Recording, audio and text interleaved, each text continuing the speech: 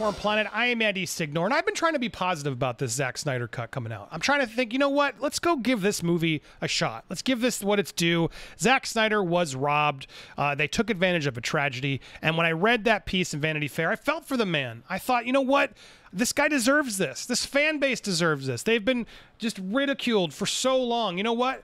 Great, you got your movie. Let's go enjoy this movie. Let's have fun. Let's have this out.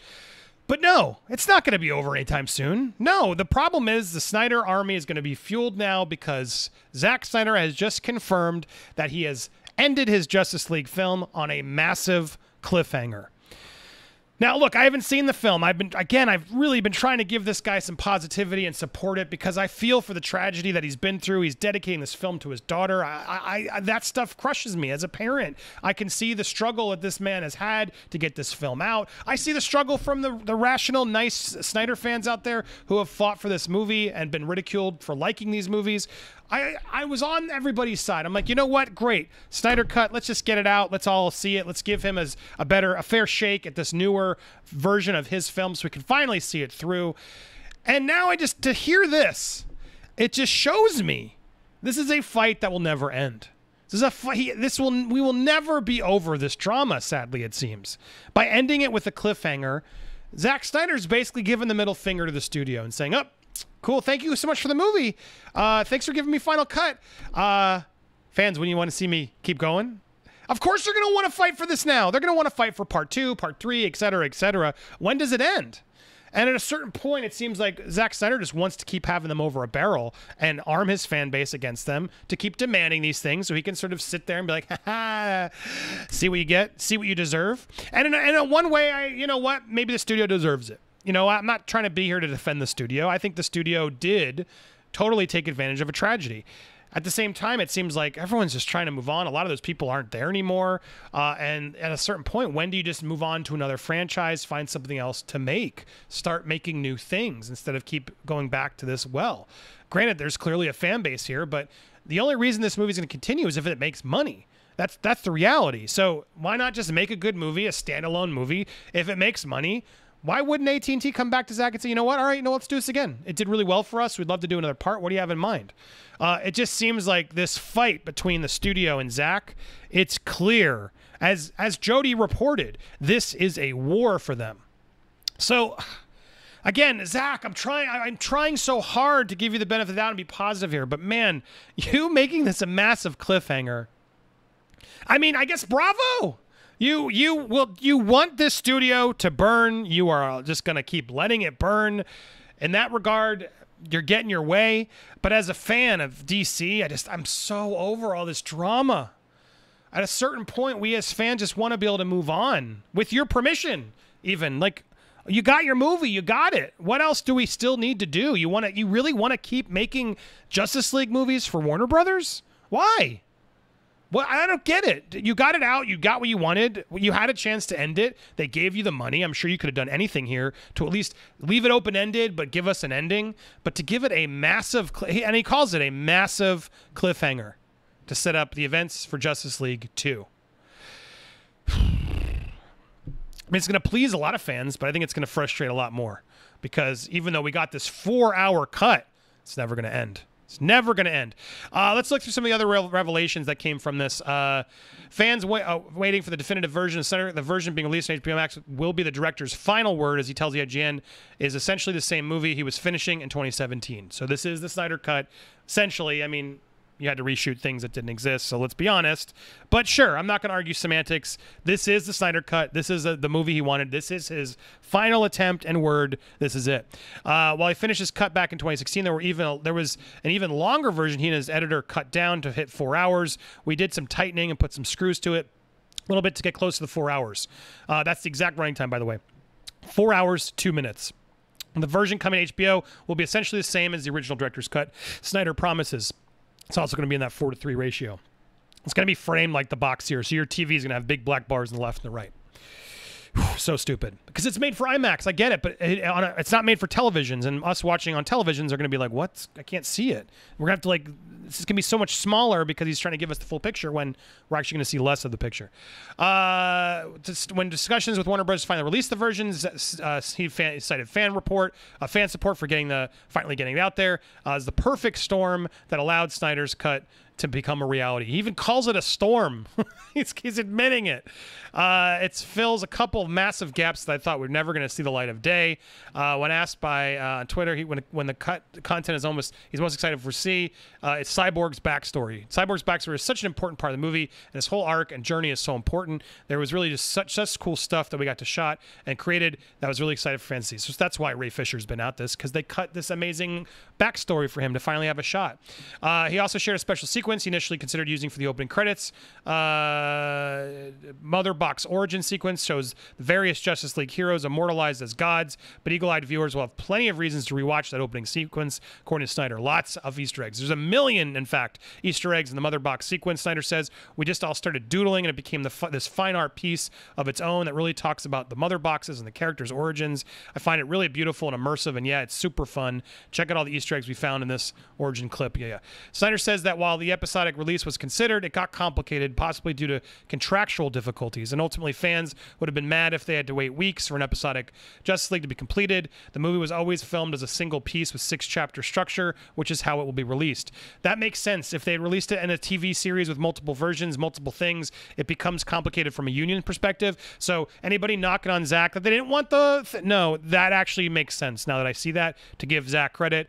Totally makes sense, because getting this film out with SAG and all the actors and the agents allowing it to come out, you had to sort of get some forgivenesses, and by making it one last director's cut, they probably got through that. By making it a ongoing series, the actors' agents would have been like, yo, HBO Max, pay us more. He revealed 2 of the chapter titles. Chapter 1 of the movie will be Don't Count on It, Batman, and Chapter 2 will be The Age of Heroes. So it's going to have chapter breaks throughout the stream, which is interesting. That way it gives people a chance to pause, come back to it if they can't sit there for the 4 hours. The newer films featuring members of the Justice League haven't altered his creative decisions of his characters in the movie. The film was finished before those films were probably even shot, so I stayed the course with my point of view. I think you can see you can view my Snyderverse version of the DC superhero canon as its own thing. I love Patty and James and what they've done with their movies and are amazing, but at this point, I was just like, this is my own thing. It doesn't always really owe anything to anything else, so I'm just going to do it exactly how I always intended it. It feels like all the filmmakers have started sort of making that clear. Wonder Woman 84 made a point to sort of go in its own direction, even though I didn't love where it went. But it seems like all the directors are sort of saying, yep, we're now doing our own thing, because DCU isn't a successful thing, sadly. This is now the Snyderverse, which is part of it. Successful from it should have been even more money, given that these heroes are. I know it was successful for some of you. Relax. Snyder examined some backstory for his version of Batman, saying there's 20 years of crime fighting under his utility belt, probably led to the grayer moral areas than we're used to seeing of the character. Our Bruce had a higher moral or stronger moral compass when he first started, and he's justifying why he kills Gotham 20 years ago, but he's seen a lot of rough stuff happen over the years, and I think that's he's just a bit jaded now. The death of Robin and others, I think that's now he found himself in a dark place. But yes, the whole point was the death of Superman really shakes him out of that, puts him on his really cathartic path to form the Justice League and do his part. I buy that. I didn't really care that he was killing people. Long conversation with the studio about whether to put Superman in black and silver suit, and the crew devised a way in which the suit could be easily color corrected in post. I was a big advocate for the black suit. They were not so much. As we would go back and forth, I said, okay, let me just do it, so at least some tests, so I see if I can put him in the black suit and then what it would look like. We devised a method in which we could easily turn the suit using the existing suit to the black and silver suit that you can see in the movie. We knew exactly how to do it when we went into it, and so as I say, it was always my intention to have him in that suit, and it's glorious. He's in it. We'll see. Snyder added that last scene, the suit, that style was a thrill. It was cool, yeah, I got to admit, because the first thing we did was a quick test to make sure that we had all our ducks in a row. Just seeing it, we all just sat back, we're like, wow, are we really doing this? Replying to a question from Harry Lennox, Snyder explained how Lennox's character in the new movie, after we learn the alien superhero will be revealed. In my mind, Swanwick and Martian Manhunter, it's his alter ego. It's kind of the way I see it. If you notice the way he's manipulated both Lois and Clark to do their best, to be the best they can be, because in this incarnation he wants humanity to do it themselves, or this new hero in Superman. I think that's the kind of way I see it. They have the same voice. He reiterated that Cyborg is the heart of the version of Justice League. Everything turns on him. Everything turns on the stakes that are presented to him, the events that befall on him within the context of the film. However, he makes clear that despite the character being dropped from the upcoming Flash, he doesn't see this as a standalone moment of the character, and said there's still a lot of story left. He's an amazing character, and it's great to see him really realize that on the movie. When you see it, you're going to realize that Cyborg is the tip of the iceberg, in my opinion. So who knows? Again, proving that the Ray-Zack connection is way stronger than they've admitted to this point. And that clearly a Cyborg movie, Justice League 2, are what they're going to push for. Jared Leto's Joker makes his appearance with a new look based on his appearance in the post-apocalyptic nightmare reality, which I wish the whole movie had just been stuck in the nightmare world. It's a cameo that wasn't part of the original script, but one Snyder says it's all about just trying to fulfill the promise of having the Joker in that universe, not having him and Batman come together. I always wanted him to be the nightmare reality, and so it was a great opportunity. When I talked to Jared and he was interested in doing it, I just felt like, okay, this feels like a thing I can't pass up. Yeah, I mean, Jared's clearly wanting to prove himself, and so they get the chance to do this. It ends on a massive cliffhanger. Well, it was meant to be 2 more movies. This movie doesn't really encompass any of the additional movies, or other than the little, it hints, as you would, at potential other world. I'd plant seeds as I wanted to, if what would come in the later films, that's in there. But as far as those stories, that would be to come if that ever happened, which it does not look like it would.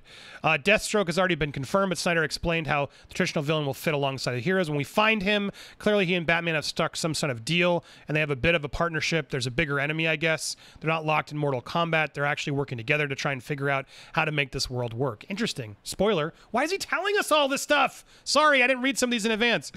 Snyder hinted that Darkseid was intended to be the villain in a notional Justice League 2, but made clear that he will be a major contribution to this film. He's certainly the sequel bad guy, but he's definitely in full effect. He's running the show. He's there. I don't want to, again, spoil it, but yeah, he's definitely there. He's like Thanos not showing up for the finale. It's probably sort of dreams or some seats of him in the throne similar to Thanos. As for why he's there, Snyder said Darkseid has tons of human motivation, not just a quest to conquer. He operates in another plane, but certainly something happened to him in the past and he's not happy about it, and it's really hurt him. It shaped him and he's really looking to make it right. So I think there's a lot of nuance in him, and Ray Porter does a great job voicing him.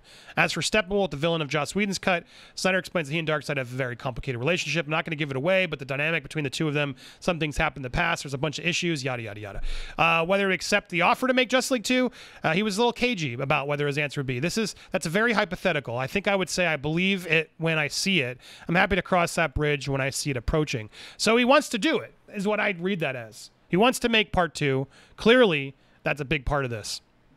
Anyway, so they do some other specific stuff. You can go on over there to check it out. The Justice is Gray edition will be released on HBO Max at some point after the release of the cut.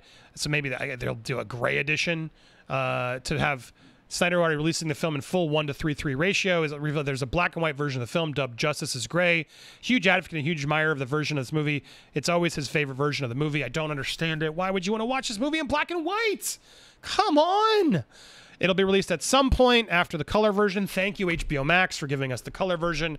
Hopes that one day to tour the full 4-hour version on IMAX once theaters are safe to reopen. It will include a beautiful intermission, Junkie XL intermission. It's an afternoon and the evening experience. It's pretty cool. However, there are no plans for the IMAX experience at this time. So at some point, he's hoping to do a run. There you go. So there it is. 4-hour cut. Massive cliffhanger. Get excited, guys. Look, I'm going to try and give this as best of a positive reaction I can, but why didn't he just give us a good ending? I mean, look, I haven't seen it yet, but for him to admit, yeah, it ends on a massive cliffhanger. Come on. 4 hours and we're not even going to see the ending, knowing that you've admitted, yeah, we're probably not going to see it ever again. Give us something, and then, all right, fine, maybe a little tease. If he does that, I'll be okay. But he better give us an ending to the movie, and then tease like a bigger world thing, like a like that, fine. But what do you guys think? Does it make you more nervous, make you more frustrated? Have you subscribed yet? Hit that subscribe button, smash that like button, hit the bell, all the traditional stuff, and make sure to check out these videos as well. I got a review over on my other channel of, it's coming tomorrow, what did I just watch? How did I just forget what I just watched? That and Coming to America. Oh, Chaos Walking. Check it out over on Movie World. Thanks for watching, everybody.